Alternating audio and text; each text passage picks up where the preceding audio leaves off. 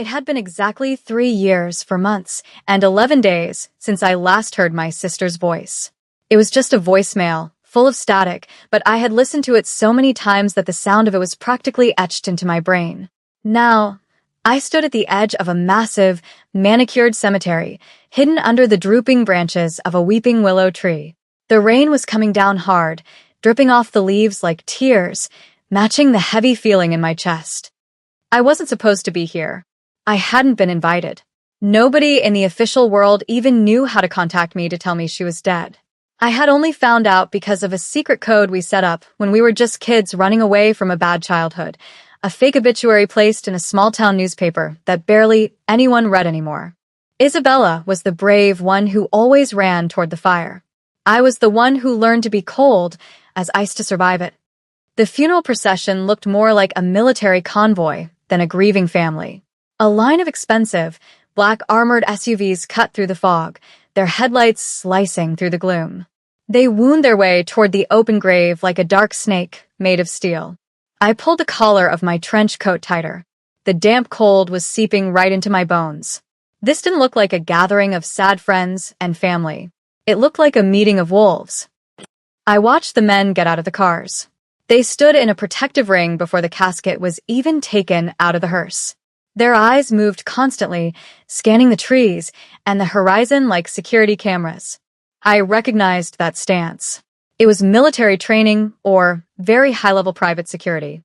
They kept their hands near their chests, ready to reach for a weapon inside their jackets if a twig so much as snapped. I stood perfectly still in the shadows, a ghost haunting her own sister's funeral. The grass was a violent green against the black umbrellas that popped open all at once. And then I saw him, the man everyone was terrified of, the center of gravity. He stepped out of the lead car. He didn't even bother to hold his own umbrella. A guard was there instantly to shield him from the rain. He was tall, with a posture that screamed control and power. This was Min-ho Kong. He was a legendary figure in the criminal underworld, a powerful Korean mafia boss who had turned brutal violence into a corporate business strategy. He was the man my sister Isabella had married. He was the man who had failed to keep her alive. I watched Min-ho walk toward the grave. He moved like a predator, smooth and efficient. Even from far away, I could see the sharp line of his jaw and the cold, blank look on his face. He was wearing a perfectly tailored black mafia suit with a crisp white collared shirt that seemed to glow in the gray light. He didn't look like a husband mourning his wife. He looked like a king who had lost a valuable piece on a chessboard. Anger flared up in my chest, hot and blue. Isabella had been soft, full of light. I had told her to run. I had told her that a powerful Korean mafia boss like Min-ho Kong didn't know how to love. He only knew how to possess things. She hadn't listened. Now she was in a mahogany box being lowered into the wet dirt, and I was the only blood relative left to see it. I checked the security again. 3 guards on the North Hill, 2 by the stone mausoleum. There was a small gap in their vision on the east side. It was a narrow chance, but it was all I needed. I wasn't leaving without seeing her face one last time, or at least confronting the man who let her die. The rain got heavier, turning into a gray curtain that blurred everything. I made my move. I stepped out from the shelter of the willow tree. My boots were silent on the wet grass. I had spent years learning how to walk without making a sound. I wasn't dressed like a mafia wife. I was wearing severe dark clothes, my hair pulled back tight, wearing no makeup. I looked exactly like Isabella, but stripped of all her softness. I looked like a weapon made from the same steel. As I walked toward the grave, the outer ring of security guards noticed me. I saw them stiffen, their hands moving to their earpieces. But they didn't shoot. Confusion is a powerful weapon. They looked at me, and for a split second, they thought they were seeing a ghost. They thought the woman in the casket had climbed out and was walking through the rain. That moment of hesitation was all I needed to walk right past them. The silence at the graveside was total. It cut through the sound of the rain and the distant traffic. It wasn't a respectful silence. It was pure shock. I kept my eyes locked forward, ignoring the gasps from the few women in attendance. I walked until I was 10 feet from the casket, 10 feet from him. Min-ho was staring at the hole in the ground, his profile looking like it was carved from stone. He hadn't seen me yet. He was listening to the priest talk about peace, something I was sure a Korean mafia boss didn't believe in. I stopped. The air around me felt electric. One of his top lieutenants, a man with a thick neck and a scar, stepped forward to grab me. "Don't," I said. My voice was low, but it carried. It sounded just like hers, but harder. Min-ho turned. He moved slowly, deliberately. When his eyes landed on me, the whole world seemed to stop. I saw a dozen emotions flash across his face in a second. Disbelief, shock, and then a terrifying, burning rage. The color drained from his face. He looked from the casket to me and back again. For a man who controlled an empire, for a man who knew everything that happened in his city, I was impossible. I was a glitch in his reality. He took a step toward me, stepping out from under the umbrella and letting the rain soak his expensive black suit. His eyes were dark pools that threatened to drown me. "Isabella." The name was a whisper, a question that broke his perfect composure. "No," I answered, staring right back at him without blinking. "She's in the box, Min-ho. You put her there." The realization that I wasn't his wife hit him hard. The tiny bit of softness I had seen in his eyes vanished instantly, replaced by sharp, diamond-hard scrutiny. He scanned my face, looking for the differences. The small scar on my chin from a childhood fall that Isabella didn't have. The way I stood, balanced on the balls of my feet, ready to fight or run. The total lack of fear. He realized he was looking at a mirror image, but a reflection that had been hardened by a tougher life. He signaled to his men with a tiny flick of his fingers. The circle of guards closed in. The other mourners were quickly ushered away. We were alone now, except for his most loyal soldiers. "Who are you?" His voice was back in command, full of steel. He didn't shout. He didn't need to. Authority dripped from him like the rain. "The one she never told you about," I said. "The one who told her you would get her killed." Min-ho closed the distance between us. He was taller up close, radiating a heat I could feel even in the freezing rain. He reached out, his hand hovering near my face. It was a test. He wanted to see if I would flinch. I didn't. I stared up at him, analyzing him just as he analyzed me. I saw the tiredness around his eyes. He was a dangerous man, a killer in a bespoke suit, but he was also a man who had just seen a ghost. "Take her to the car," he ordered, his eyes never leaving mine. Now, two men moved to grab me. I sidestepped the first one, grabbing his wrist and using his own momentum to twist his arm behind his back before he even knew what happened. It was a reflex, a warning. I shoved him away and smoothed my coat. "I can walk," I said coldly. "I'm not one of your assets to be handled." Min-ho watched my brief display of violence with a flicker of interest. He didn't look angry that I had embarrassed his man. He looked intrigued. He nodded once, giving me silent permission to walk on my own. I turned and headed toward the line of cars, feeling his gaze burning into my back like a laser. I had walked into the lion's den on purpose. Now, the gate had slammed shut behind me. The inside of the limousine was silent and smelled of expensive leather and ozone. Min-ho sat across from me. He had raised the partition, so we were completely cut off from the driver and the bodyguard in the front. He poured a drink from a crystal decanter. He didn't offer me one. This wasn't a social visit. It was an interrogation. He took a long drink, his eyes fixed on my face, studying my bone structure like he was looking for a flaw in a diamond. "Isabella was an only child," he stated flatly. It wasn't a question. It was a fact he had paid a lot of money to verify. His intelligence network was huge.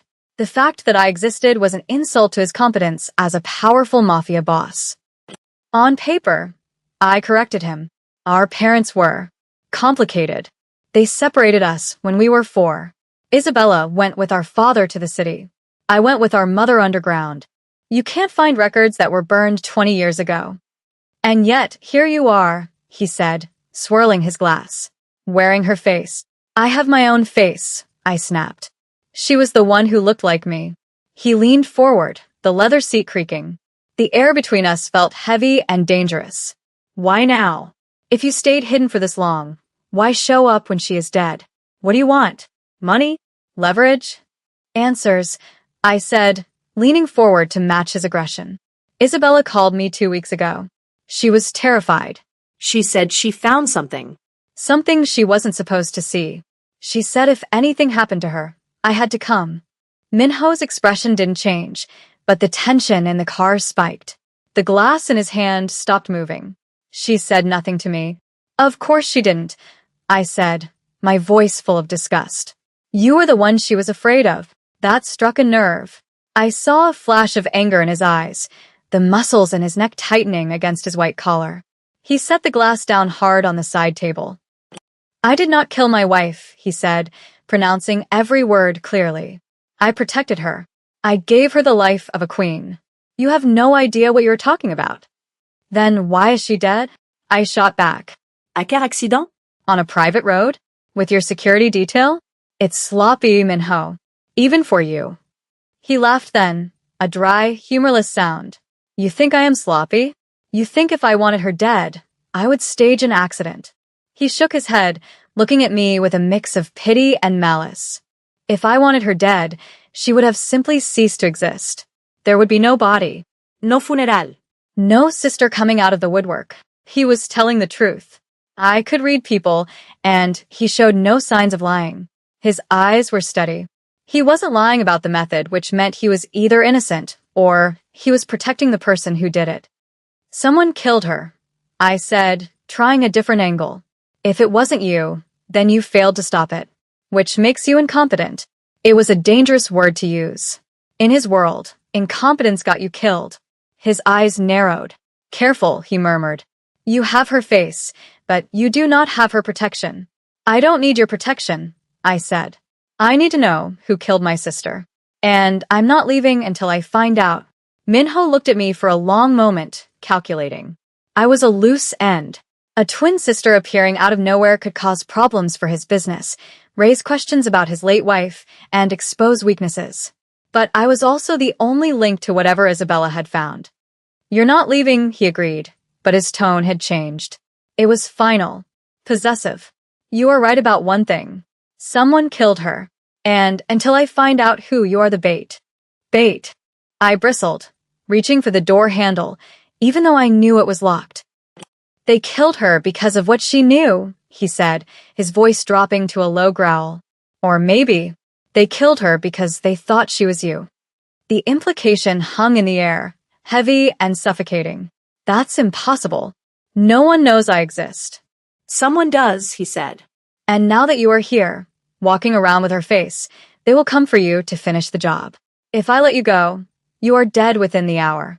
If you stay, he trailed off, his eyes sweeping over me. If I stay, I challenged.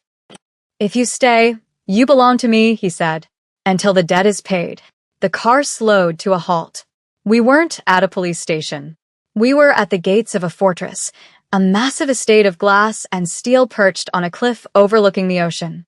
His home, the place where Isabella had lived. And died. I don't belong to anyone, I said, my voice steady despite the adrenaline pumping through me. Minho opened the door, the cold ocean air rushing in. He looked back at me, a dark smile touching the corners of his mouth. We'll see. He stepped out, waiting for me. I had a choice.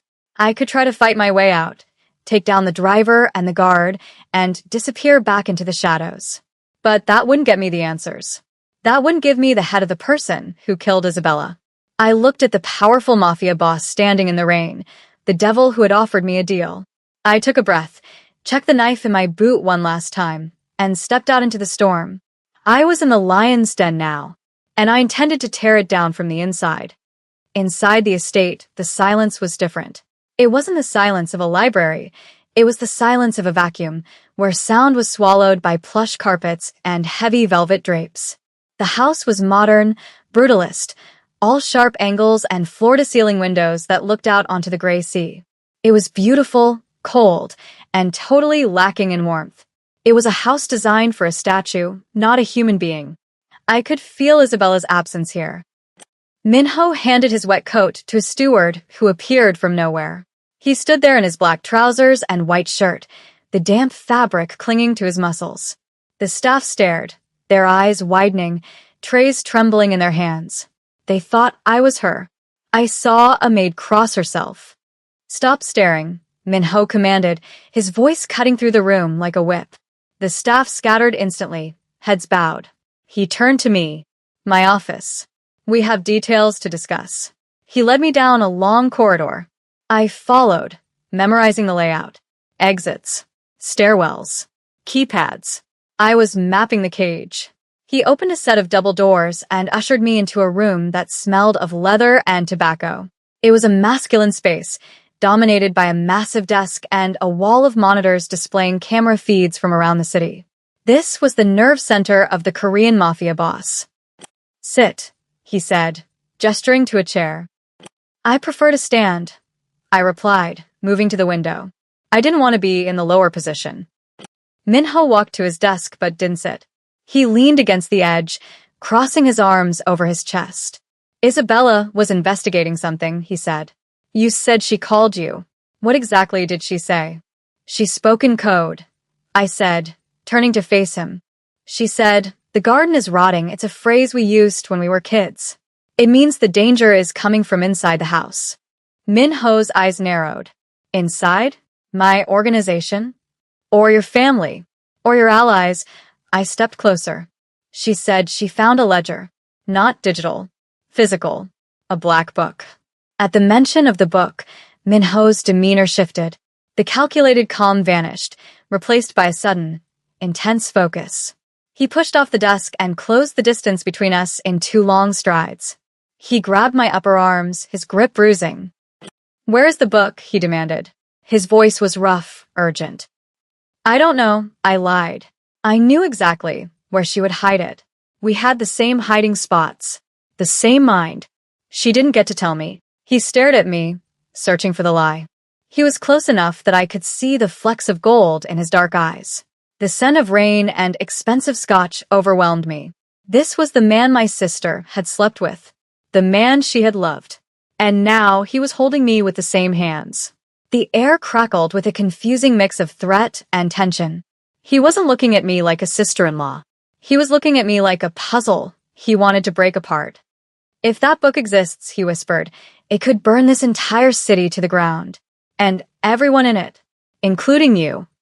Then we better find it before they do, I said, meeting his gaze. But I do it my way. No guards. No calles. I move freely.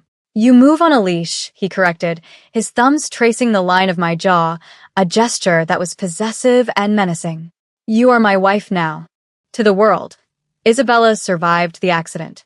She is recovering, and you will play the part. I'm not an actress, Minho. You are a survivor, he said. Adapt.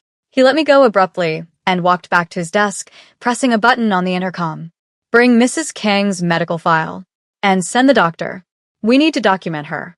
Miraculous recovery. I watched him, realizing the trap was fully set. He was going to use me to flush out the traitors. He was going to parade me in front of the people who killed her, daring them to strike again. I was the bait, and he was the hunter. But he didn't realize one thing. The bait had teeth. One condition, I said. He looked up, an eyebrow raised. I sleep in a separate room, and I want a gun.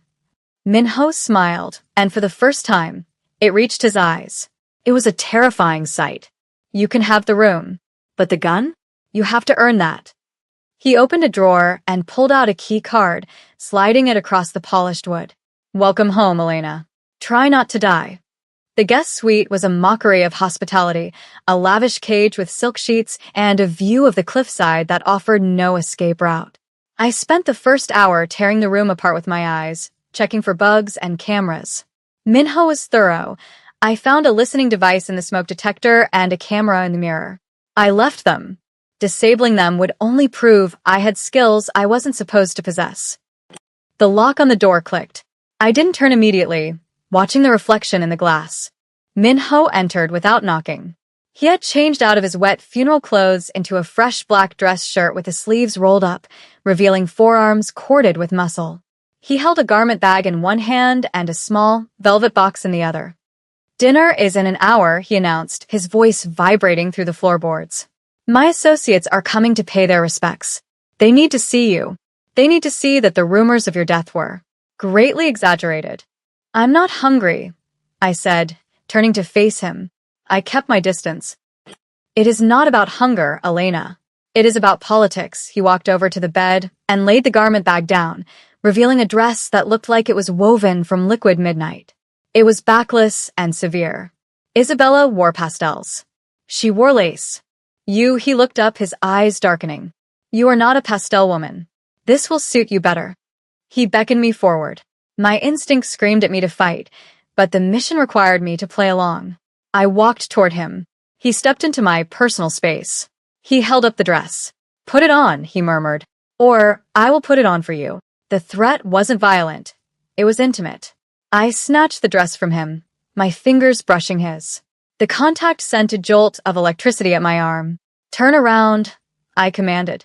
To my surprise, the powerful Mafia boss obeyed, leaning against the vanity and watching me through the mirror, the one with the camera. As I put on the silk dress, I saw his eyes in the glass, unblinking and hungry. The dining room was a huge hall with a long table of polished blackwood. 5 men sat around the table. Their conversations died instantly as Minho led me into the room. His hand was on the small of my back, his thumb rubbing circles against the bare skin exposed by the low cut of the dress. It was a possessive gesture. Mine, his touch said, "Don't touch." I scanned the faces. I recognized 2 of them from the cemetery, the muscle. The other 3 were older men in expensive suits. One of them, a man with silver hair and a face like a crumpled dollar bill, stared at me with open suspicion. This was Victor, Minho's second-in-command. The one Isabella had mentioned in her letters as the snake in the garden. Gentlemen, Minho said, his voice commanding absolute silence. My wife. As you can see, the doctors have performed miracles. He pulled out the chair at the head of the table to his right and seated me. The action placed me in a position of power, elevated above the lieutenants. I wasn't just a trophy. I was seated at the right hand of the devil. A miracle indeed, Victor said, his voice oily. We were told the injuries were catastrophic. Yet, not a scratch on her lovely face. He raised a glass of wine, his eyes mocking. Makeup is a wonderful tool, Victor, I said, my voice cool and steady. I picked up my own glass. And perhaps my husband simply has a talented medical team on his payroll. Or are you disappointed to see me standing? The table went deadly silent. Isabella would never have spoken like that. She would have smiled and looked down. I held Victor's gaze, challenging him.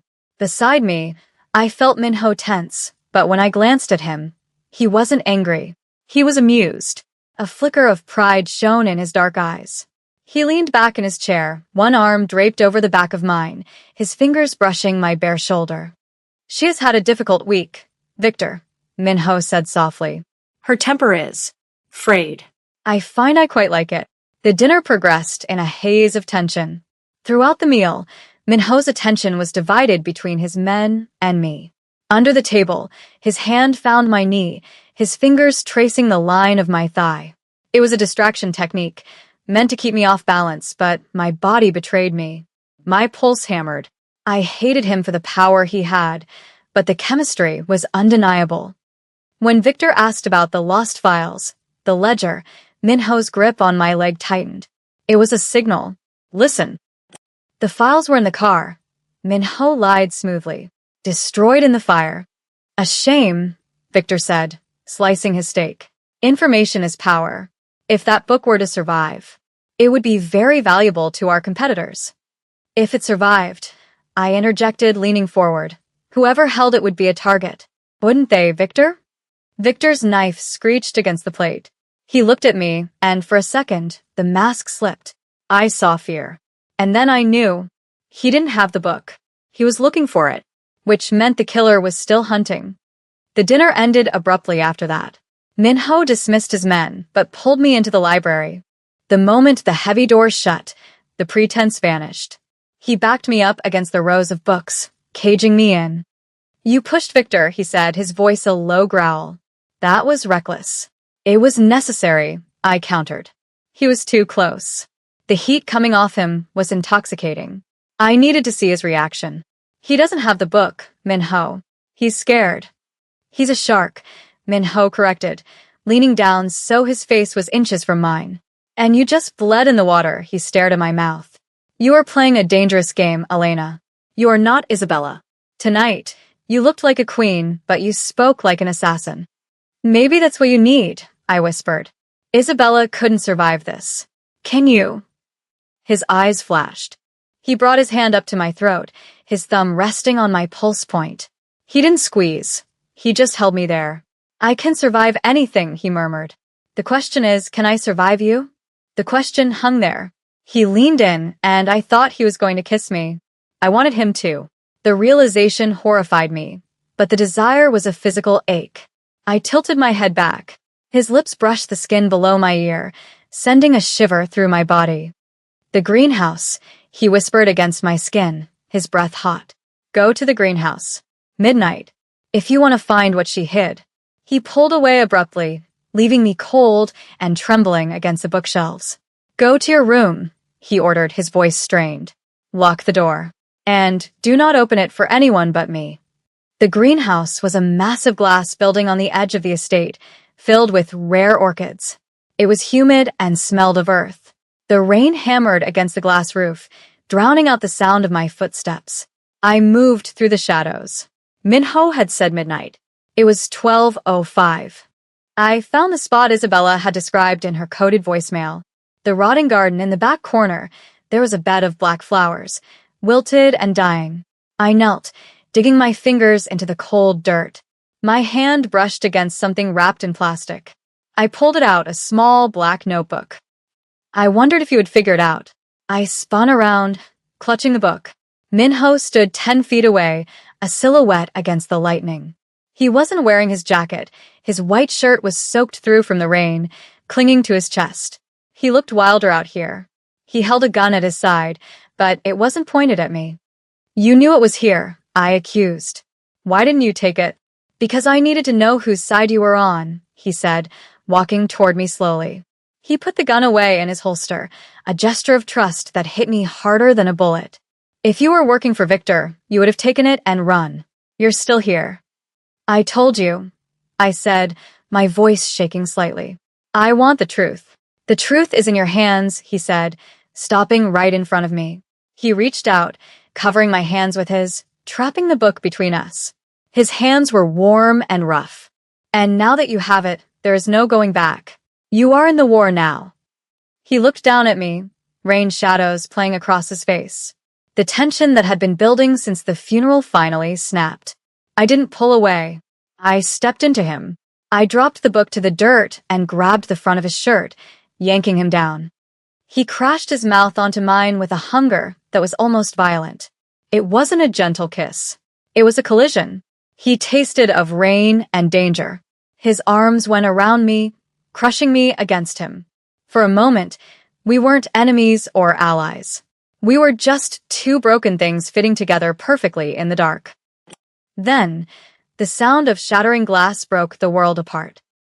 A window pane next to my head exploded inward. Minho reacted instantly, throwing his body over mine and tackling me to the ground behind a stone planter. A gunshot echoed through the greenhouse, deafening us. Stay down, he roared, drawing his weapon. Another shot chipped the stone inches from my face. I scrambled for the book and shoved it into my dress. It's Victor, I hissed. He followed me. He followed us, Minho corrected. He peered over the edge and fired 2 controlled shots into the darkness. A cry of pain answered. There are 3 of them, at least. We were pinned down. The romantic haze was gone, replaced by cold, hard tactics. I looked at Minho. He was bleeding from a cut on his cheek, but his eyes were clear. He looked at me, and for a second, the mask dropped completely. He looked terrified, not for himself, but for me. Can you shoot? He asked. Better than you, I said. He actually smiled.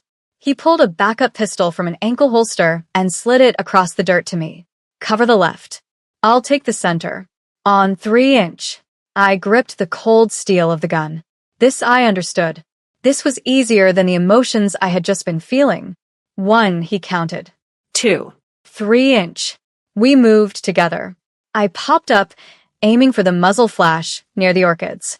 I squeezed the trigger. I saw a shadow drop. To my right, Minho was a machine, moving from cover to cover, firing with lethal precision. It was a dance of violence, and we were perfect partners. We weren't just protecting ourselves. We were protecting each other. When a gunman tried to flank us, aiming at Minho's back, I didn't hesitate. I put 2 rounds in his chest before he could pull the trigger. Minho turned, seeing the body fall.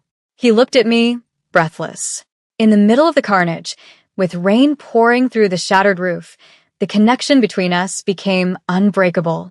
We were forged in this fire now. The silence that followed was heavy. Minho checked the bodies. He rolled over the last gunman, Victor's personal bodyguard. "It's done," he said, putting his weapon away. He walked back to me, ignoring the blood on his shirt. He reached out, his hand trembling slightly, and cupped my face. He ran his thumb over my lip. "Are you hurt?" "No," I said, though my hands were shaking now that the rush was fading. He pulled me into his arms, holding me tight, his face buried in my neck. "I thought I lost you," he whispered. "I thought I lost you again." The words hung in the air. Again. He wasn't talking about Isabella anymore. He was talking about me. In the short time we had known each other, I had become something he couldn't afford to lose. "I'm not going anywhere," I said, pulling back to look at him. "We have the book. We have the proof. We take them down, Minho. All of them." He nodded, a hard, ruthless light returning to his eyes. Yes. "We burn the garden." He took my hand, lacing his fingers through mine. We walked out of the ruined greenhouse, into the storm, not as a mafia boss and his fake wife, but as the king and queen of a kingdom we were about to conquer together. I had come here to find a ghost, but I had found a future. A dark, dangerous future. And God help me, I wanted it. I looked at Minho Kong, at the deadly promise in his eyes, and I knew Isabella had run from the fire. I was going to rule it.